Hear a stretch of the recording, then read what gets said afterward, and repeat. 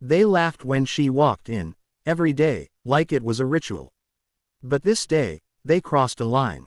Anya had always been known for her braid. It wasn't just a hairstyle, it was a part of her identity. Long, thick, and woven with a red thread her grandmother had tied into it when she was 6. It was tradition, it was sacred. But to her classmates at Riverview High, it was different. It was weird, old-fashioned, too daisy. They'd whisper behind her back, toss paper at it, even try to tug on it in the halls. But she never reacted, not because she didn't care. She cared, deeply, but her mother had always told her, grace is power. Silence is louder than screams. Still, how long could a 16-year-old take it? It started on a rainy Thursday. Anya was late for gym, hurrying past the lockers when she felt a sharp pull behind her. Before she could turn around, she heard it, a sickening snap. The red thread, gone. She spun, eyes wide. One of the boys, Liam, stood holding it, grinning with mock pride like he'd just won something. Finally freed the braid, he joked, and the others burst into laughter. She froze, heart pounding. That thread had been from her Dottie, who passed just last year. The memory of her tiny, wrinkled hands tying it into Anya's braid every morning flooded her mind. And now it dangled in the air like a trophy for bullies. Something inside Anya broke, but not in the way they expected.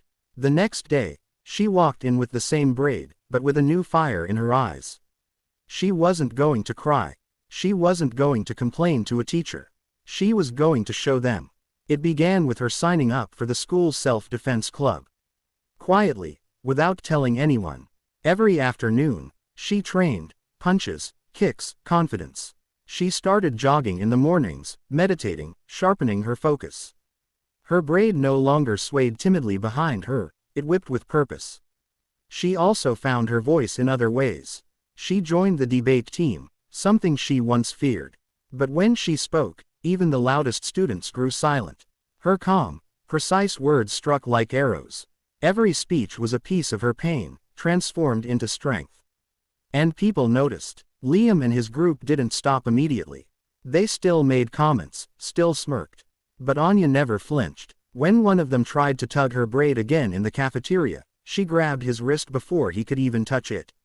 Firm grip, steady eyes. Don't ever touch me again. The entire cafeteria watched in stunned silence.